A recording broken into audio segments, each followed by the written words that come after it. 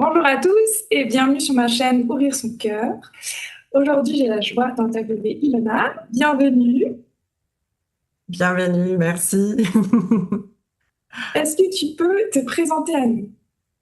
Ok, alors je m'appelle Ilona, j'ai fondé la salle de rituel yoga à Chipis, en Suisse, en Valais.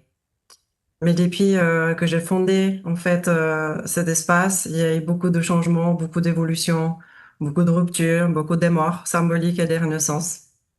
Et donc aujourd'hui, j'ai toujours du mal à me définir. En fait, c'est quelque chose de, qu'on me demande de me présenter, il y a quelque chose, en fait, je sais même pas comment me présenter parce que je ne sais même pas comment me définir. Parce que cette définition, elle change au fur et à mesure. Et du coup, j'ai du mal à rester d'une certaine manière figée à dire je suis prof de yoga. Parce que si je dirais ça, ça donnerait une étiquette, ça donnerait une indication. Donc, je peux dire ça. Il y a pas un problème avec le mot prof de yoga. Mais ça réduit quelque chose, tu vois. Donc oui, j'enseigne le yoga, j'enseigne la sagesse ancestrale. En fait, je m'ouvre vraiment en moi espèce de canal pour pouvoir transmettre. C'est vraiment, je pense que principalement mon incarnation, mon âme ici, adore transmettre. À partir bien sûr toujours de mes expériences du passé, de l'enseignement que je reçois en Inde. Je fais de nombreux voyages en Inde, mais aussi par mes propres initiations de la vie sur Terre, quoi. C'est vraiment ça. Donc, je peux dire, je suis aussi une grande exploratrice de la conscience. Tu vois, tout aussi incarnée dans une chair, mais tout aussi ouverte et bien perchée parfois. Et c'est OK, tu vois. Donc, pour moi, j'ai pas peur des gens perchés et j'ai pas peur des gens qui sont ancrés et qui peut-être manquent d'une certaine ouverture parce que j'ai l'impression que je suis capable de faire le pont, en fait, entre les deux. Donc, pour moi, ouais, le prof de yoga, c'est super. On enseigne la respiration, les techniques, les mantras. On peut faire les yagas, la dévotion. Tout ça, ça me parle beaucoup. C'est vraiment ma pratique même personnelle. Mais il y a bien des choses au-delà de ça. Donc, voilà, l'exploratrice, ouais, pourquoi pas. J'accompagne aussi les gens. Donc, je peux dire accompagnante ou guide sur le chemin d'éveil, peut-être. Euh, mais ce qui se révèle de plus en plus en ce moment pour moi, encore une fois, c'est temporaire. Comme je dis, cette définition évolue. Donc j'aime bien dire le mot que c'est temporaire. C'est ce qui résonne le plus en ce moment, c'est vraiment aider des gens à traverser les passages difficiles. C'est pas de choisir une personne ou une autre. Tu vois, des personnes, ouais, je m'adresse à une femme de 40 ans. Absolument, absolument pas. Je pense que quand on s'adresse au cœur, on s'adresse vraiment à tout le monde. Et à tout le monde, mais à un certain moment donné. Tu vois? C'est qu'il y a un moment donné qu'on a envie de fermer le cœur parce que justement la situation qu'on traverse, elle est challengeante, elle est difficile. Et du coup, la tendance, toujours, c'est je ferme parce que je me protège. Et je pense que justement, ça colle très bien à cette temporalité qui m'anime beaucoup en ce moment, avec ton thème du cœur. Je vois déjà le lien, tu vois. Mais ça se tisse à l'improviste comme ça. Hmm.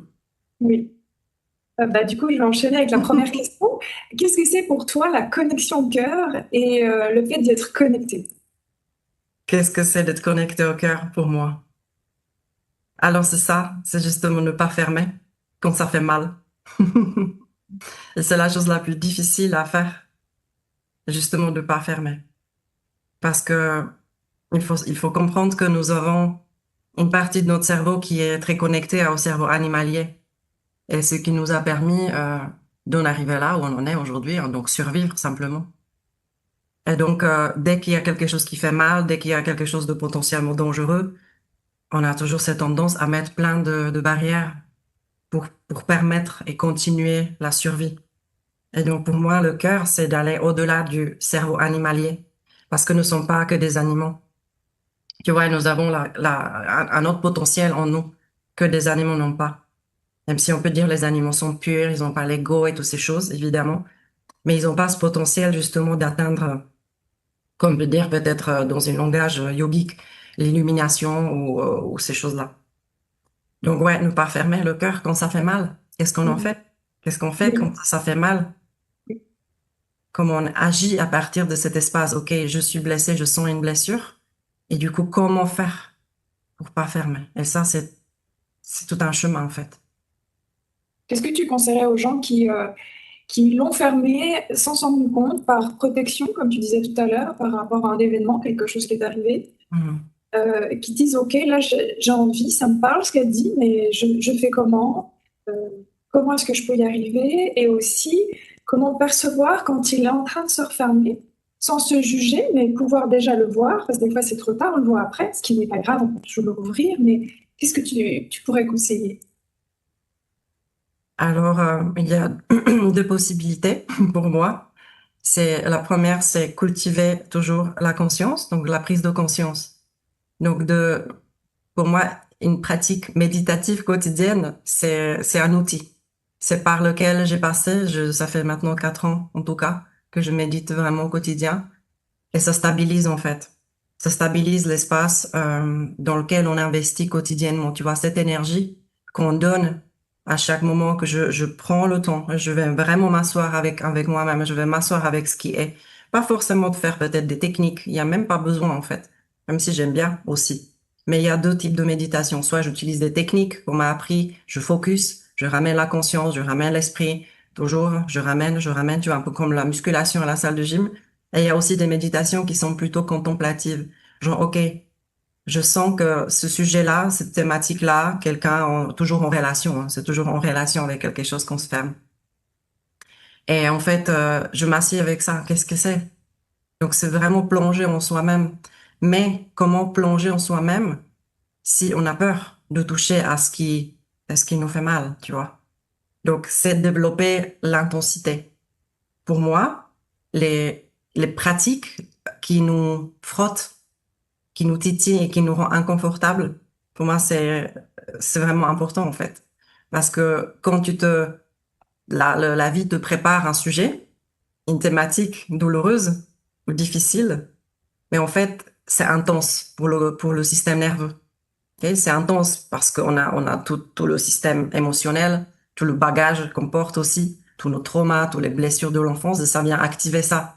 Et donc, du coup, si on n'a pas l'habitude quotidiennement, d'une certaine manière, se frotter à un stress court, mais conscient, tu vois, on ne développe pas cette capacité de faire face à ces situations-là. Donc, d'un autre côté, rester ouvert parce qu'il y a une certaine confiance. On peut pas rester ouvert si il n'y a pas de confiance dans la vie. Donc, cultiver vraiment la présence, c'est la première chose. Toujours élargir la conscience par des techniques ou des méthodes de méditation. Et d'un autre côté, il y a cette intensité. Donc, je vais pratiquer quoi pour sortir de ma zone confortable au quotidien? Quelque chose qui va faire en sorte que je sors de ma zone confortable. Mhm. Donc, c'est pas simplement quand tu vas te poser pour méditer, ça va être régulièrement dans la journée, avoir un peu les yeux grands ouverts, être conscient de ce qui se passe, de comment ça peut te faire réagir au niveau corporel, au niveau émotionnel, au niveau du système nerveux. Est-ce qu'il y a des choses un peu comme ça qui arrivent pour justement en avoir conscience et pouvoir faire ça plus facilement? C'est ça que tu nous expliquais, hein, c'est Oui, oui, juste. oui. Sans la conscience, c'est impossible de faire ce travail. Tu vois, sans la conscience, sans pouvoir créer de l'espace entre ce que j'observe, qu'est-ce qui m'arrive? Tu vois, il y a quelqu'un qui va t'engueuler, je sais pas, tu vois, au travail, ton patron va pas être content de toi, et puis, en fait, qu'est-ce que ce patron représente réellement? Parce que souvent, les choses qui nous font le plus mal, ils ne se déroulent jamais dans l'instant présent. Ils ne se déroulent jamais dans l'instant présent. Ces situations douloureuses qui ont tendance à nous fermer, c'est parce qu'il y a eu déjà des fermetures qui ont été faites bien avant de cette situation concrète. Ça active des mémoires. Ça active la mémoire douloureuse. Et c'est pour ça que l'important, c'est de pouvoir créer de l'espace entre, OK, donc ce chef-là, ce patron-là, qui m'enquiquine là maintenant, qu'est-ce qu'il représente? C'est une douleur qui ouvre en moi, et cette douleur, j'ai déjà vécue. Et donc, m'asseoir avec ça, dans quelles circonstances de ma vie je me suis déjà sentie comme ça? et quelle est aussi l'interprétation de la situation. Parce qu'il se peut que le patron t'avait juste, entre guillemets, dit quelque chose qu'il devait dire parce que c'est le patron, mais que toi, tu l'as interprété d'une certaine manière. Et ça, cette interprétation t'a fait mal, du mal, et pas le fait que ce qu'il t'a dit réellement, tu vois. Oui, souvent on surréagit à des situations parce que ça vient activer une vieille Ouais. mémoire. Ce que j'aime avec ce que tu as dit, c'est que ça fait le lien, en fait, c'est-à-dire être là, être présent à ce qui se passe et prendre le temps de méditer. Parce que parfois, le patron, s'il vient, si on garde cet exemple-là, on ne peut pas forcément toujours sur le coup se dire ah, je prends du recul, c'est rien, ça vient sûrement agiter quelque chose. On peut avoir une réaction et puis ne pas pouvoir forcément aller regarder parce que bah, il faut travailler pour voilà, la vie fait que. Mais du coup, le soir, se poser et se dire ok, là j'ai vécu ça, et puis être dans la contemplation, comme tu expliquais, pour un peu décortiquer et aider à la conscience, parce que la conscience, comme tu disais, c'est un muscle et on n'arrive pas forcément toujours à réagir sur le coup. On a besoin des fois de prendre le recul. Exactement. Donc sur le moment, c'est OK. Sur le moment, si on est réagi, si on n'est pas à la hauteur, tu vois, si on n'est pas à cet idéal auquel on aspire de toujours bien agir, de pas être trop hystérique, tu vois, de pas ce genre de choses, pas s'énerver, pas montrer ses larmes ou j'en sais rien. Ben, sur le moment, c'est OK de se protéger, mais d'analyser vraiment pas cette analyse intellectuelle, mais qu'est-ce qui a fait que j'ai autant mal, tu vois? Moi, souvent, j'accompagne les gens qui viennent et puis qui me disent, ouais, lui, ou elle. Et puis, en fait, j'ai dit oui, mais et puis si tu adresses ce qui s'est passé, tu vois, ce que tu as interprété, ce que tu as ressenti, ce que tu as perçu de la personne, il y a tant de milliers de possibilités d'interprétation de ce que elle a dit ou lui il a dit, mais toi tu l'as interprété comme ça. Pourquoi? Pourquoi tu l'as perçu comme ça? Pourquoi tu l'as perçu à ce que ça te fait du mal comme ça? Parce que tu vois, quand tu es en dehors, quand tu accompagnes, bah, tu es pas dans la situation, t'es pas dans le trigger, t'es pas dans le déclencheur émotionnel, et du coup tu peux dire, mais peut-être qu'il a dit juste ça parce que c'était ça, ou c'était encore autre chose. Bon, est-ce que tu peux voir ça? Et il dit, mais en fait, c'est vrai. Pourquoi est-ce que je l'ai perçu comme ça? J'aurais pu le percevoir totalement autrement. Et c'est là Oui, où justement le travail commence. Se rendre compte que le monde n'est pas comme on le perçoit, n'est pas comme il se passe, mais on a notre réalité, notre prisme à travers duquel on voit le monde. Et donc, quand on travaille simultanément justement à se frotter à l'intensité, pour être prêt justement énergétiquement, tu vois, du système nerveux, de tenir debout quand il y a une tempête, parce qu'il faut tenir cet espace, tu vois. Quand il arrive quelque chose que tu n'arrives pas à gérer, bah, si un système nerveux qui est faible, bah, on s'écroule, quoi. On a pas du tout l'énergie pour faire face à ça. Et en même oui, temps, cette conscience qui nous permet de s'extraire, en fait, d'une certaine manière de la situation, à se dire, attends, il y a quelque chose que je dois encore voir. Parce que si ça fait mal, c'est qu'il y a en moi quelque chose qui n'a pas été encore adressé, que je n'ai pas encore découvert. Il y a une douleur ancienne qui me rend visite dans le présent. et ne pas se juger surtout dans ce Exactement. processus-là. Parce qu'il y a beaucoup de choses qui peuvent remonter, hein. Il peut y avoir de la honte, il peut y avoir Énormément, ouais. plein d'émotions fortes qui viennent par rapport à une réaction qu'on a, parce que, bah, voilà, comme tu expliquais, c'est de l'ancien qui vient, et des fois, on ne sait pas gérer, on ne savait pas que c'était là, et c'est pas toujours facile. Donc, ouais, c'est surtout ça que j'ai envie de dire, c'est de ne pas se juger dans le processus. Non, parce qu'en fait, là où ça fait mal et le fait qu'on ferme, c'est que justement pour plus jamais ressentir cette douleur qu'on a vécue comme on était enfant. Et quand on était enfant, on avait juste zéro moyen de, tu vois, rétablir la régulation du système nerveux. On avait besoin de nos parents, peut-être ils n'étaient pas là. Peut-être qu'on n'avait pas cette confiance dans nos parents. Peut-être que justement nos parents étaient absolument inconscients de toutes ces choses, ce qui était la cas de la majorité de nos parents d'aujourd'hui. Ouais, ils étaient un peu au début de quelque chose, mais ils ont absolument pas eu l'accès à toutes ces choses, toutes ces informations qu'on a aujourd'hui. C'est juste incroyable, donc, auxquelles informations on a l'accès. Euh, et donc, oui, absolument, il faut pas se juger pour ça. Parce qu'en fait, par-dessus de la colère, par-dessus de la blessure, par-dessus de la tristesse, on rajoute encore la culpabilité, la honte. Ça fait un sacré paquet, hein. Oui. Tu as beaucoup mentionné le système nerveux. Est-ce que tu aurais envie de développer le sujet ou de donner des astuces pour le réguler ou comment est-ce que tu fais dans ton quotidien ou avec Alors, tes... il y a énormément de personnes qui, euh, qui s'intéressent qu'à ça. Tu vois, Mm. genre, régulation du système nerveux. Pour moi, la régulation du système nerveux, c'est quelque chose qui vient euh, au paquet total de ce qu'on appelle le yoga. C'est la régulation du système nerveux peut aussi être de la méditation, peut aussi être de la respiration, peut aussi être les exercices somatiques, les physiques, ce genre de choses. Il y en a énormément de techniques qui peuvent réguler le système nerveux et on peut pas se dire OK, je vais réguler mon système nerveux parce que j'ai une situation particulière. En fait, c'est quelque chose qui doit précéder. C'est quelque chose qu'on peut pratiquer vraiment régulièrement au quotidien, de revenir à notre souffle, de revenir à la présence. Pour moi, c'est déjà une partie de régulation. Mais comment faire si tout à coup, tu as overwhelming, quelque chose qui a vraiment, qui te submerge? On peut pas s'asseoir et méditer, c'est pas possible. C'est pas par cette technique-là qu'on doit passer. On doit vraiment adapter les techniques, de prendre l'outil qui convient dans l'instant T. Donc, si je suis Oui, en colère, je vais peut-être faire plutôt du shaking, tu vois. Comme ça, je oui, vais réguler mon système nerveux. Je vais pas essayer oui. de respirer calmement alors que ça monte, tu vois. C'est ça, ben là, je suppresse, quoi. C'est pas ce qu'on veut. Donc, oui, le système nerveux, c'est à travers de lui qu'on perçoit le monde, n'est-ce pas?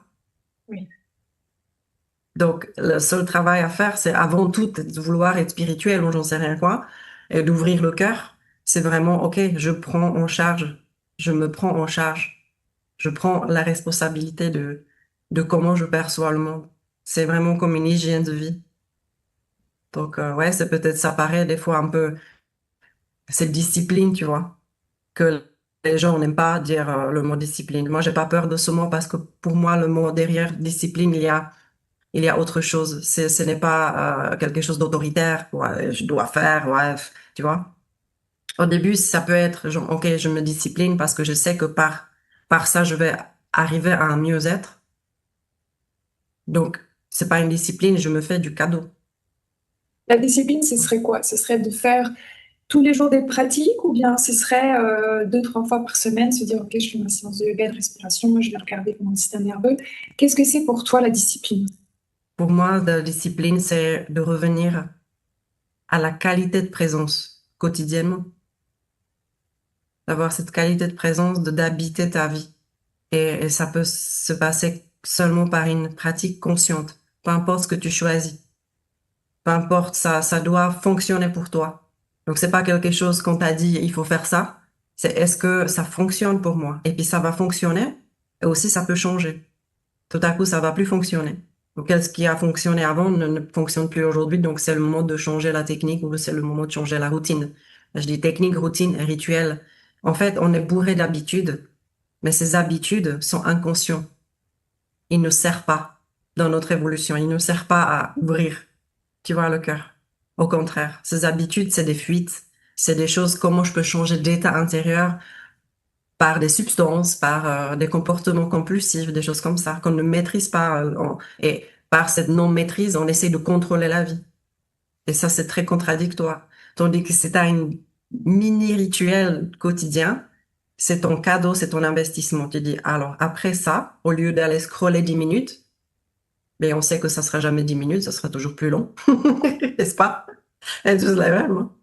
Si j'avais pris ce temps-là, et j'allais juste m'asseoir avec mon souffle, ou j'allais juste m'allonger sur un tapis en shavasana, tu vois, en posture de relaxation finale, si j'allais juste aller embrasser un arbre, j'en sais rien. C'est vraiment quelque chose qui doit, qui doit être plaisant, en fait. Tu vois, la discipline, ce n'est pas quelque chose qui doit être plaisant. Ça doit être super. Tu dois être bien, en fait, dans ce que tu fais. Tu dois aimer ce que tu fais. Oui. Et ce que j'aime bien dans ce que tu expliques, c'est que finalement, tous les jours, tu peux te poser la question de ce que tu as envie de faire. La discipline, c'est pas forcément se dire, OK, tous les jours, je fais 5 minutes de respiration. Non, c'est se dire, bah, OK, aujourd'hui, j'ai envie de boire. Ah, bah, aujourd'hui, oui, j'ai envie de m'allonger. Ah, aujourd'hui, j'ai envie de faire ci, j'ai envie de faire ça. Et c'est ça que j'aime bien dans ce que tu expliques, Mhm. c'est que c'est une discipline, mais c'est pas une rigueur imposée. Parce que moi, j'ai beaucoup de peine avec tous les Mhm. rituels. Souvent, je me dis, ah oui, je vais faire ça, ça, ça.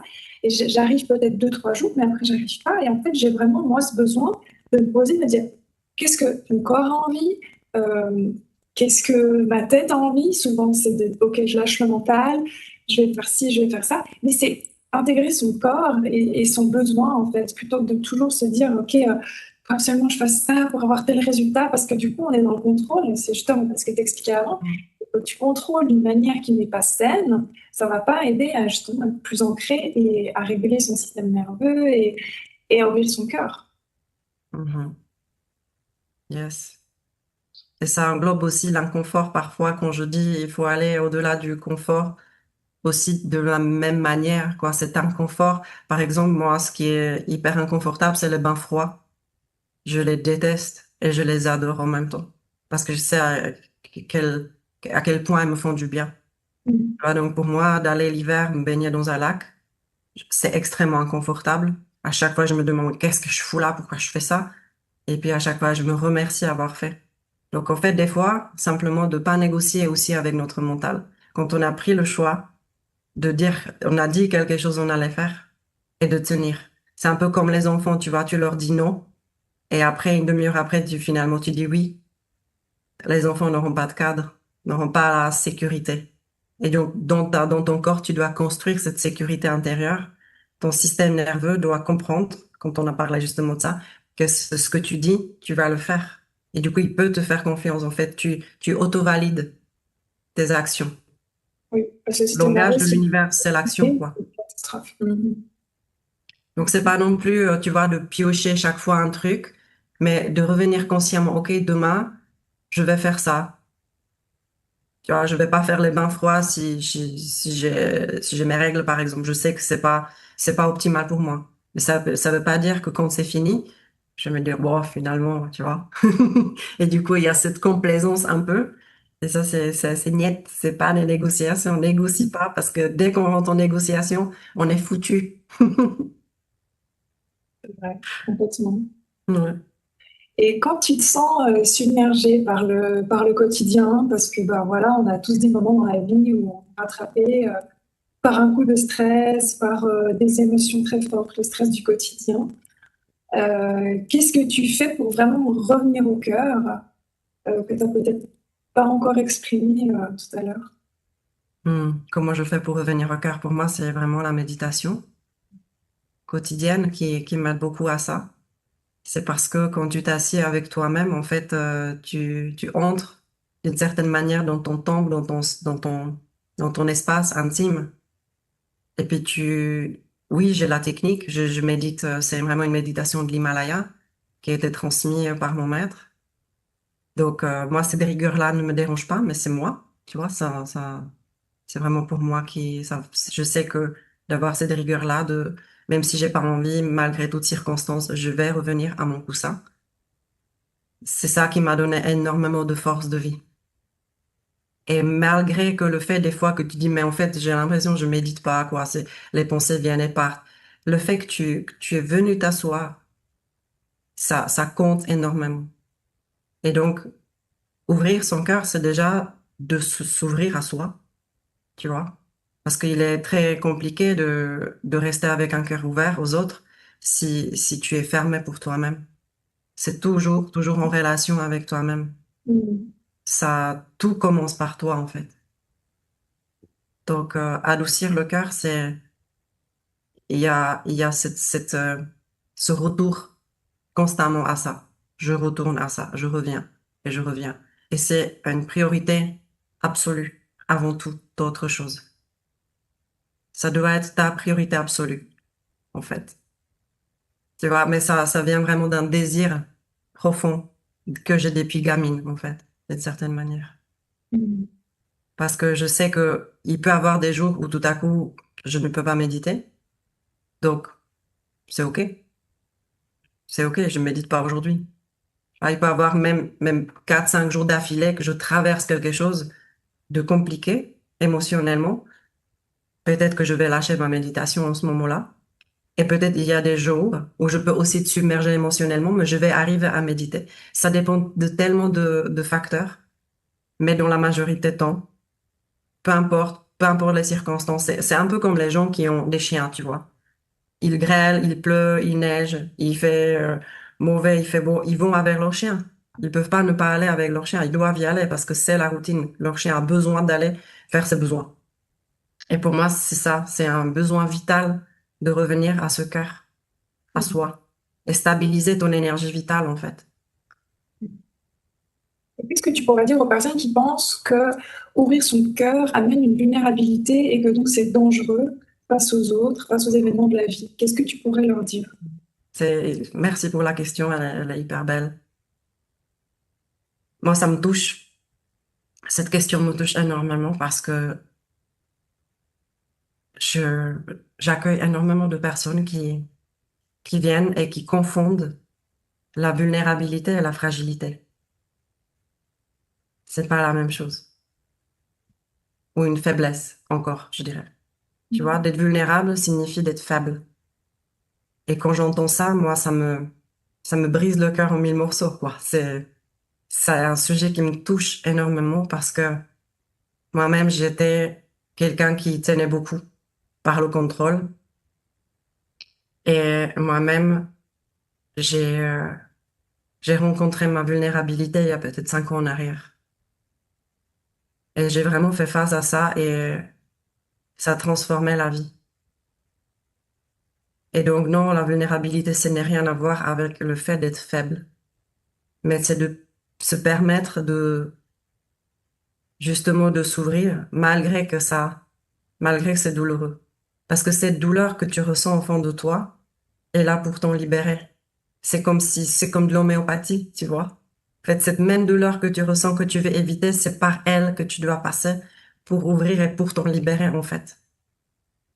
Et on évite tellement, on fuit ça.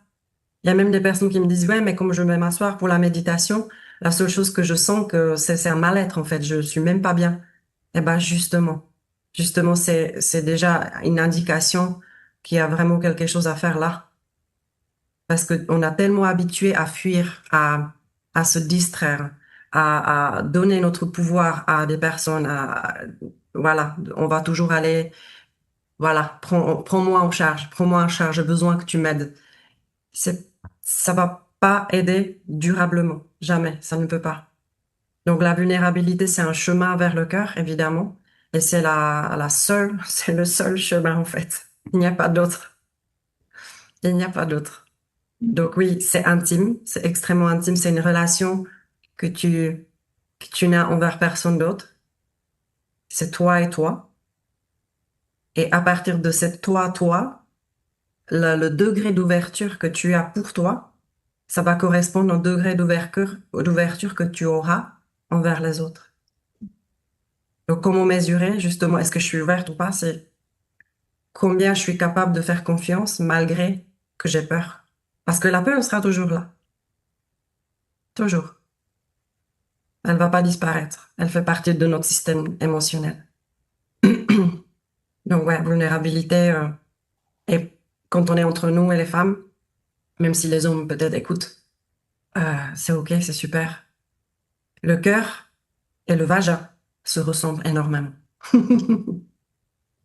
C'est-à-dire, Ça veut dire que si tu es ouvert dans le cœur, ton vagin pourra s'ouvrir et accueillir ce qu'il y a à accueillir.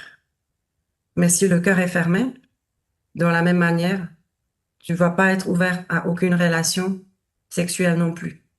Ça va te frotter, ça va pas te donner les sensations, ça ne pourra pas se faire. Ça va être forcé, ça va être quelque chose de mécanique, tu vois, d'arriver à quelque part. Du côté masculin, j'arrive, tu vois, un objectif. Mais tandis que la femme, ça fonctionne pas de la même manière.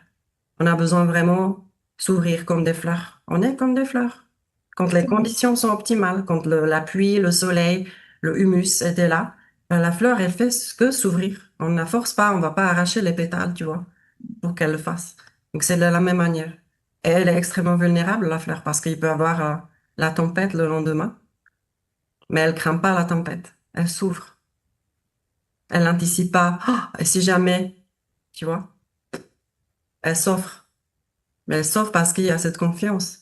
Parce qu'elle sait qu'elle n'est pas que cet extérieur. Qu'il y a quelque chose d'au-delà. Et peut-être que là, on touche à quelque chose de plus profond. Parce que jusque-là, on avait abordé le sujet, tu vois, système nerveux, ouverture du cœur, vulnérabilité, les traumas et trucs. Mais on n'a pas encore adressé cette chose essentielle, en fait, que nous ne sommes pas que ça.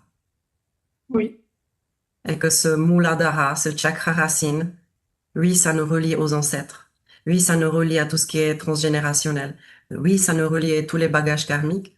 Mais en même temps, les racines, profondément, elles ne sont pas ici sur Terre. Nos racines sont bien ailleurs. Et la prise de conscience que nos racines, c'est ailleurs, c'est dans le beaucoup plus subtil, bah, ça change tout. D'ailleurs, dans l'hermétisme, tu as l'arbre inversé. Tu vois que les racines sont tournées vers le ciel. Et moi, c'est, c'est totalement ça. Totalement ça. Et c'est quelque chose que tu peux pratiquer justement avec le yoga. Mhm. Bien sûr, ouais. Yoga, Mm. c'est pas juste les postures.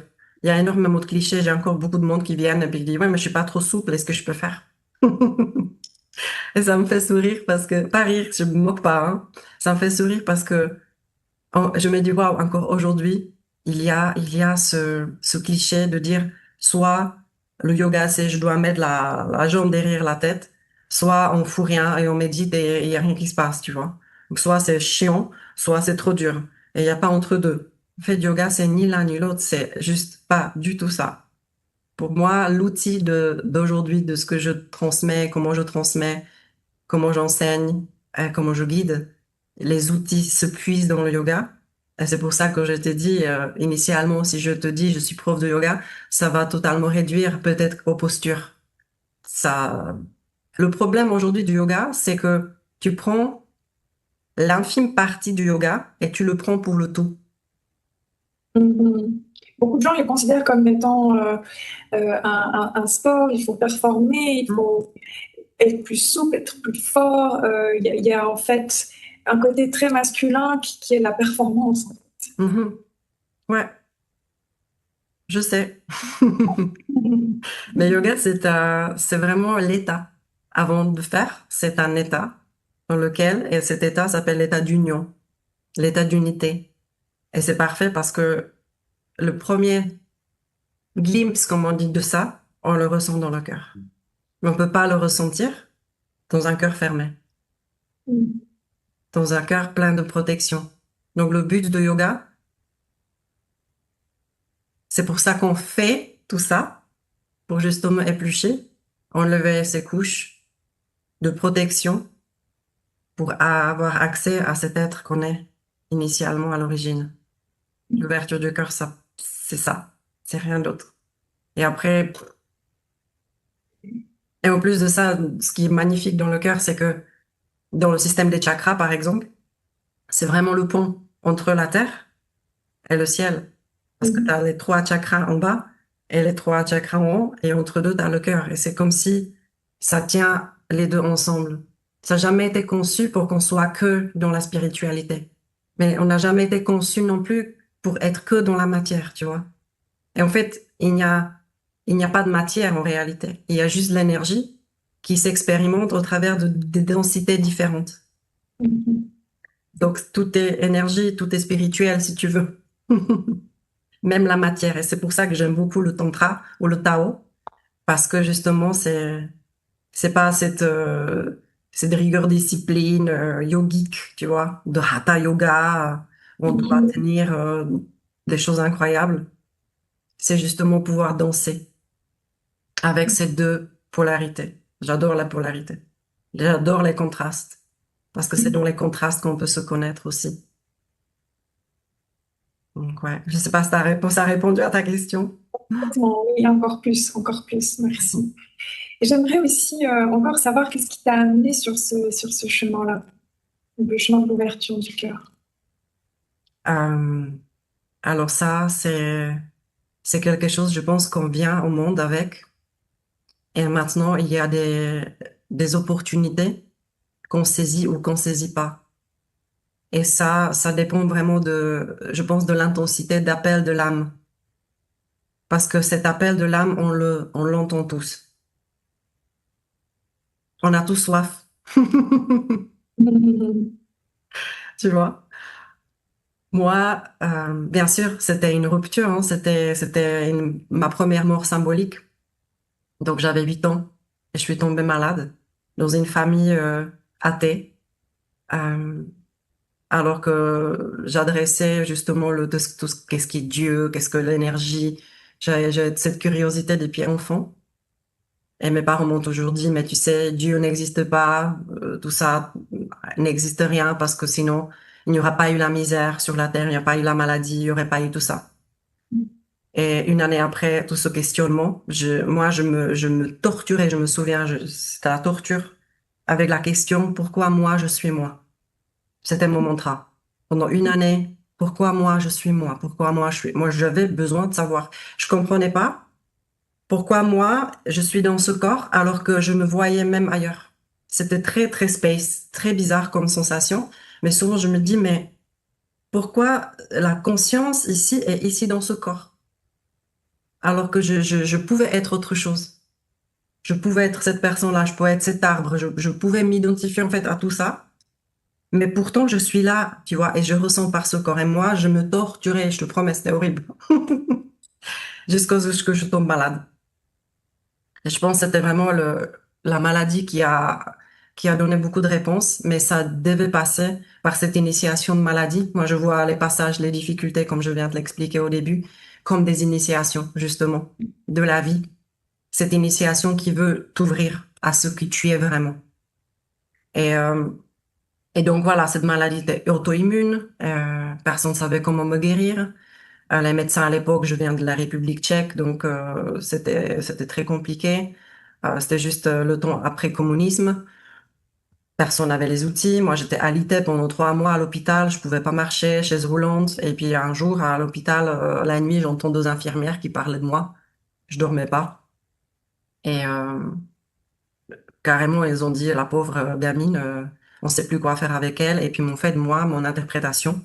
Je dis pas ce qu'elles ont dit, mais mon interprétation, en fait, elle va mourir. Moi, j'ai compris que j'allais mourir à ce moment-là. J'ai jamais dit à personne, mais j'avais peur de mourir. En fait, j'ai dû traverser ça, ce seuil hyper difficile, toute seule à l'hôpital. Et un jour, on m'a amenée chez un guérisseur. Euh, Mon père m'a apporté dans les bras. Et je me souviens pas, mais c'est lui qui avait raconté ça à une de ses amies, qui avait après raconté ça à mon père. Et puis après, c'est mon père qui me l'a raconté, que je lui ai dit, tonton, est-ce que tu vas pas me laisser mourir? Tu vois, donc vraiment cette peur de mourir était clairement là depuis l'âge de 8 ans.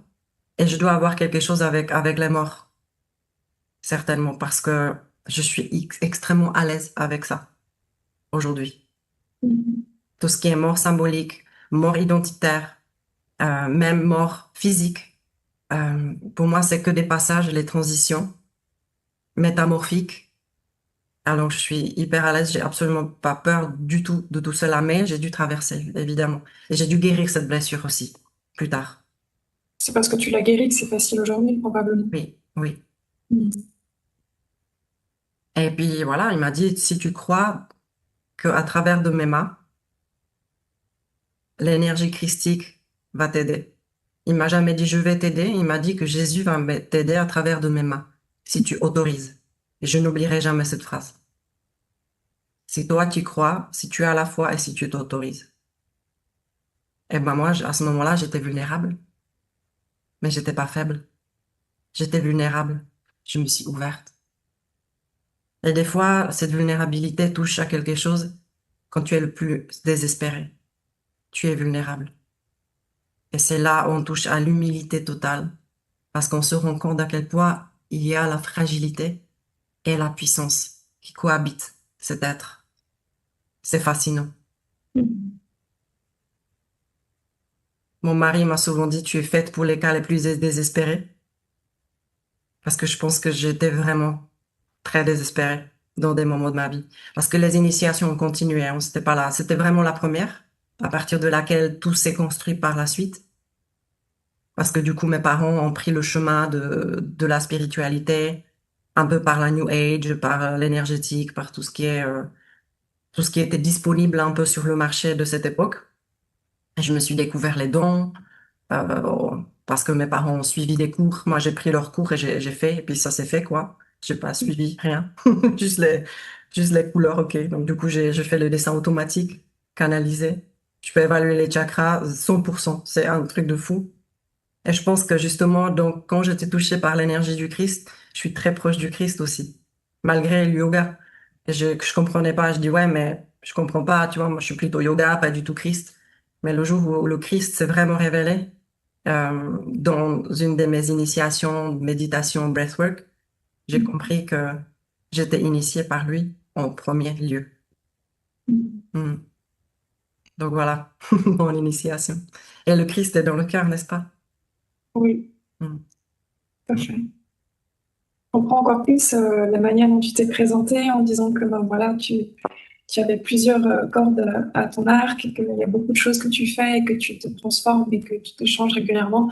Et je pense que c'est justement grâce à l'ouverture du cœur qu'on peut découvrir des nouvelles pratiques, des choses qui nous correspondent davantage, des soins, des l'énergie christique, elle n'est pas venue par hasard. C'est aussi que tu étais prête et que le cœur était quand même ouvert, il y avait cette vulnérabilité et que ça a permis à l'énergie d'être là parce que tout est énergie. Et c'est pas forcément des croyances qu'on a besoin d'avoir parce que c'est le mental, c'est avant tout le cœur. Exactement. Le cœur, c'est l'expérience. Parce qu'on peut te dire tout et n'importe quoi, mais tant que toi, t'en as pas fait l'expérience, ça reste intellectuel, ça reste un concept. Tu vois, donc ça entre pas dans la densité, dans l'expérience de ta chair. Et moi, dès que tu viens travailler avec moi, avant tout, c'est une expérience. Avant tout, enfin, c'est vraiment mon objectif de te faire comprendre que tu as déjà tout en toi pour pouvoir toucher à ça. Et moi, je tiens juste l'espace. De temps en temps, je peux poser une question, tac, j'ai une canalisation, je vais dire une phrase qui va faire wow, ok. Et en fait, t'arrives à avoir l'accès à ça par toi-même. Le corps, c'est vraiment le portail, notre corps. Donc, il n'est pas à blâmer, il est à honorer. Hmm. Oui, il y a tellement de messages à nous transmettre si on sait l'écouter plutôt que de le juger. Et je trouve ça beau parce que ces accompagnements, c'est le fait de donner un cadre à la personne pour qu'elle puisse être autonome rapidement.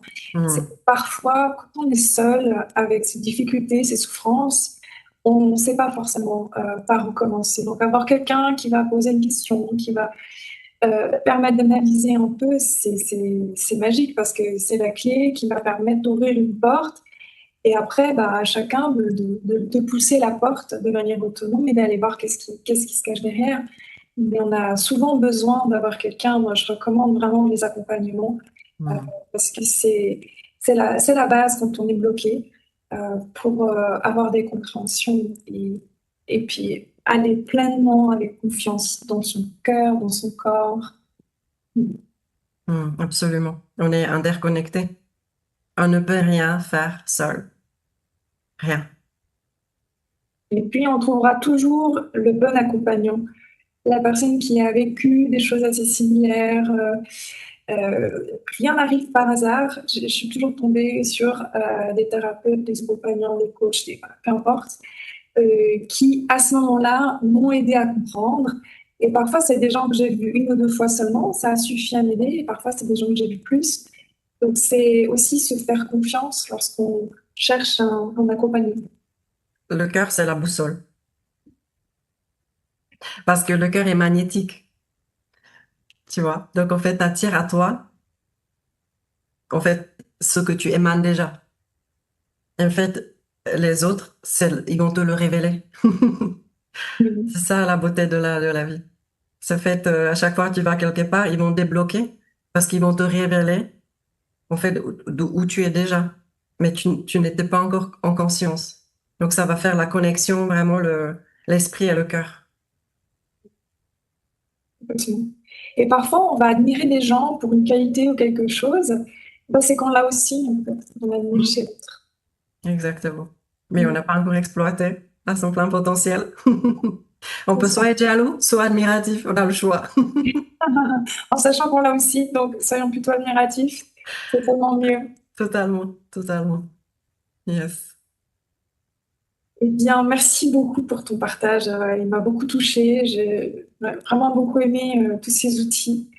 Qu'est-ce que tu aimerais dire pour terminer, que ce soit un conseil, une pratique, quelque chose que les gens pourraient commencer dès aujourd'hui? Hmm. J'ai pas envie de donner une technique ni une méthode, mais plus une approche. Et ça concerne probablement la douleur. Mhm. Parce que quand on expérimente une douleur émotionnelle, psychologique, hein, ça touche à notre cœur justement, et on a parlé de cette fermeture, qu'on le fait automatiquement pour protéger. Et j'aimerais peut-être terminer par rapport à ça. Et c'est ce que j'ai appris et j'apprends encore et encore, à justement comment ne pas fermer. C'est qu'on a d'une certaine manière aussi le choix. Dès qu'il y a la conscience, tu as le choix. Sans la conscience, tu agis automatiquement. Ok? C'est logique.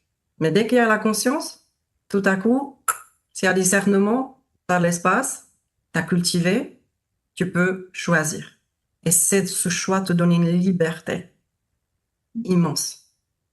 Et même si tu dégages de l'espace-temps, même de 2 secondes, ça te permet juste d'inspirer. On t'a dit un truc qui t'a blessé, tu vois, et tu réponds pas, tu réagis pas. Tu prends justement 1 ou 2 secondes, tu inspires et tu expires.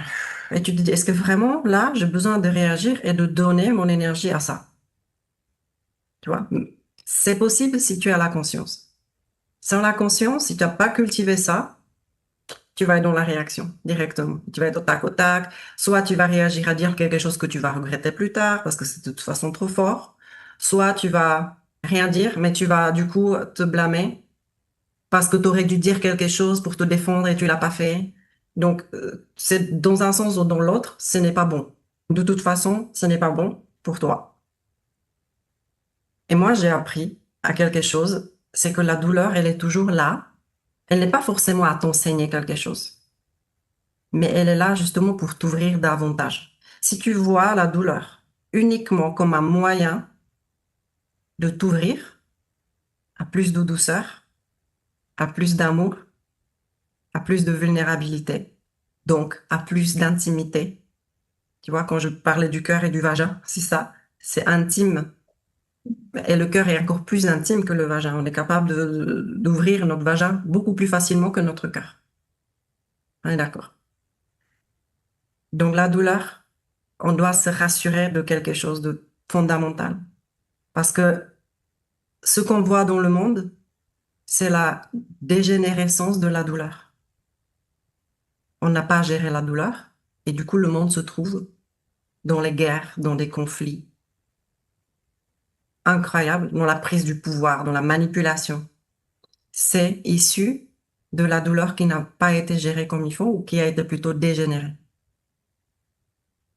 Donc moi, j'adore travailler avec les gens qui viennent en douleur parce que je leur montre à quel point leur douleur est précieuse. Et ça, genre, comment c'est possible? Ma douleur, mais j'aimerais m'en débarrasser, tu vois. Je dis non, on va pas faire ça. On va l'utiliser. La souffrance et la douleur, ce sont deux choses différentes. La douleur, c'est inévitable. On ne peut pas éviter la douleur tant qu'on est ici sur cette terre, on marche dans ce corps. On ne pourra pas éviter la douleur. Elle fait partie de la vie. Elle en fait partie. Et pourquoi la douleur? Parce qu'il y a de l'amour. Ce sont deux choses inséparables. On veut expérimenter l'amour et on veut pas la douleur. Ce n'est pas possible. Mais on veut tout ça, hein. Je comprends. Mais du coup, dès que la douleur pointe le bout du nez, l'histoire d'être ouvert, c'est pas se forcer à rester ouvert envers quelqu'un qui t'envoie des flèches, tu vois. C'est pas le but. Là, on doit donner, justement, l'amour, c'est de donner sa limite.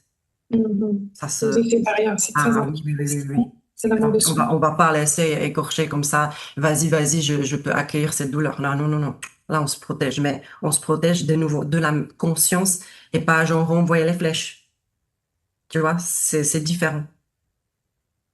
La seule chose qu'on doit résister, vraiment, vraiment, vraiment, et c'est vraiment la dernière chose, je vais terminer, c'est de ne pas laisser convertir la douleur en haine.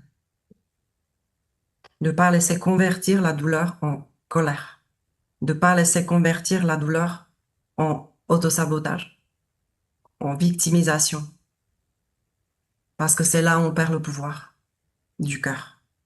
Oui. Donc cette douleur, elle est là pour nous ouvrir encore plus de douceur, de vulnérabilité, d'intimité et en fin de compte, de la vie elle-même. Mm. C'est par la douleur que ça se passe. Et on va alchimiser la douleur. Et à la limite, elle t'ouvre en fin de compte aussi à une sorte de compassion. Elle t'ouvre vraiment à la compassion parce que nous-mêmes ne sommes pas que blancs ou noirs. En nous, il y a tout ce qui est dans le monde existe en nous. Et si on est vraiment honnête, le cœur, c'est aussi le chemin de l'honnêteté, de sincérité. Si on est vraiment honnête avec nous-mêmes, en moi, il y a la jalousie. En moi, il y a la haine. En moi, il y a tout ça. Et si je reconnais en moi ces parts d'ombre, bah, à partir de là, je suis invincible, tu vois? Oui, parce que sinon on est dans la fuite et on n'est pas dans la conscience de qui on est, de ce qu'on est, et c'est là qu'on referme notre cœur finalement. Ouais. Donc, rester, résister à cette douleur qu'elle est là pour ce qu'elle est. Qu'il n'y a pas, j'ai la douleur, alors du coup, je vais la projeter pour me soulager. Je vais ni aller dans la victimisation pour me soulager parce que c'est tellement plus facile, entre guillemets, de rendre responsable quelqu'un d'autre pour ce qui t'arrive ou de te culpabiliser ou de te victimiser. Mais c'est là où directement tu perds totalement ton pouvoir. Et du coup, il y a plus tu es plus du tout dans le cœur. Plus du tout, du tout. Donc voilà, si je peux dire quelque chose à la fin, c'est ça. La douleur, c'est initiatrice d'une ouverture encore plus grande, encore plus vaste. Si on sait l'accueillir, si on lui crée de la place. Et elle a tout aussi la place comme l'amour et la douleur, la même chose. Voilà. Magnifique. Merci, merci beaucoup. Merci pour cette confiance.